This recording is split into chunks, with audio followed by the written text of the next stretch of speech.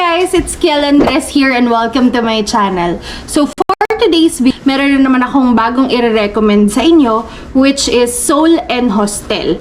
So kung yung ibang recommendation ko is fully booked, pwede kayo magstay dito. And if I'm being honest, this is my number one accommodation dito sa Seoul as of the moment. Una sa lahat, yung location niya, very convenient and very accessible. Kasi malapit siya sa subway station, malapit siya sa bus station, and yung kanto niya is Dundun Mall. And yung Dundun Mall, across lang nun is yung Dongdaemun Design Plaza. Alam ko, familiar kayo sa Dongdaemun Design Plaza. Malapit lang din to sa Myeongdong, so very good na location talaga siya. Number 2, very affordable. So, how affordable is this? This is only 1,892 pesos per head per night. So, yung 4 nights namin dito, it only came about 7,000 plus per head. And then, number 3, meron siyang elevator. And kung hindi nyo pa alam, hindi lahat ng accommodation dito sa Seoul, South Korea ay may elevator. So, if you are traveling with senior citizens or toddlers or kunyari, marami kayong dala, it's a plus point talaga na may elevator yung accommodation nyo.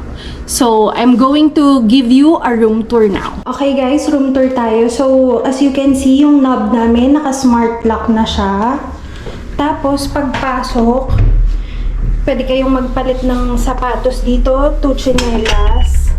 And then, may mga hanger, merong mirror.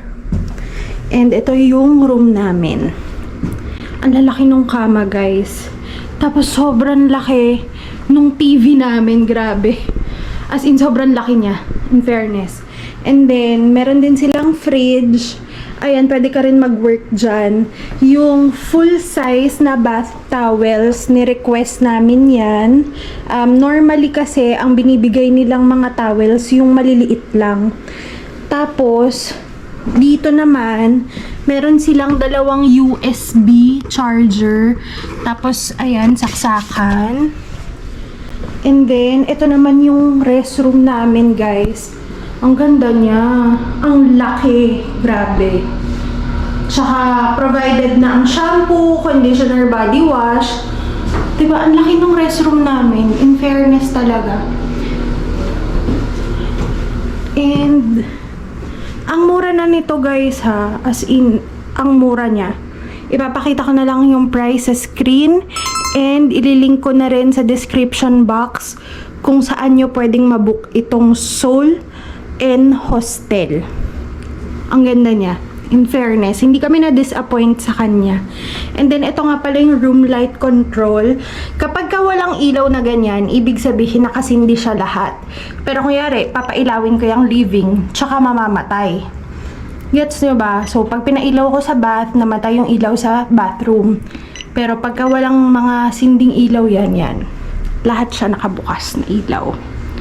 Tapos, nakapaskil na rin dito yung wifi.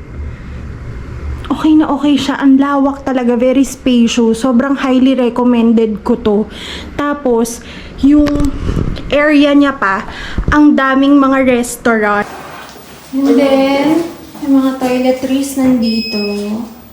Dito nyo rin ilalagay yung mga used towels nyo. Sa may elevator. Thank you so much, guys, for watching this video. I hope you enjoyed it. And check nyo rin yung description box kasi ilalagay ko doon yung link kung saan ko nabook tong hotel na to. So, I hope to see you on my next vlog. Bye!